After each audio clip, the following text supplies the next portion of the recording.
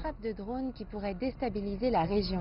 La mort de Qassem Soleimani a retenu l'attention du monde entier, qui craint que les États-Unis et l'Iran ne se rapprochent encore un peu de la guerre.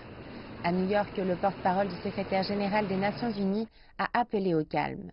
Ceci est un moment où les dirigeants doivent exercer le maximum de retenue. Le monde ne peut pas se permettre une nouvelle guerre du Golfe. Les États-Unis ont tenu des cycles diplomatiques et se sont entretenus par téléphone avec des puissances étrangères. Mais l'inquiétude internationale ne cesse de croître. La Chine s'est toujours opposée à l'utilisation de la force dans les relations internationales. Nous suggérons que toutes les parties respectent de bonne foi les objectifs et les principes de la Charte des Nations Unies et des normes fondamentales des relations internationales. Dans une déclaration, la Russie a annoncé que cet assassinat mènerait à une escalade des tensions dans la région. Le Premier ministre israélien fait partie d'une minorité sur la scène internationale à avoir salué cette action. Le président Trump a beaucoup de mérite d'avoir agi si rapidement, si clairement et avec tant de force. Israël soutient les États-Unis dans leur juste lutte pour la paix, la sécurité et l'autodéfense.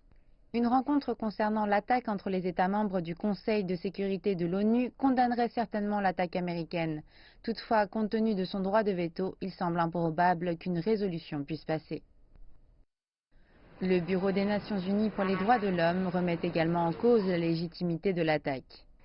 Il n'y a selon moi aucun doute quant au fait que les individus se trouvant dans la voiture ou autour du véhicule ont été tués de manière illégale eu égard au droit international des droits de l'homme.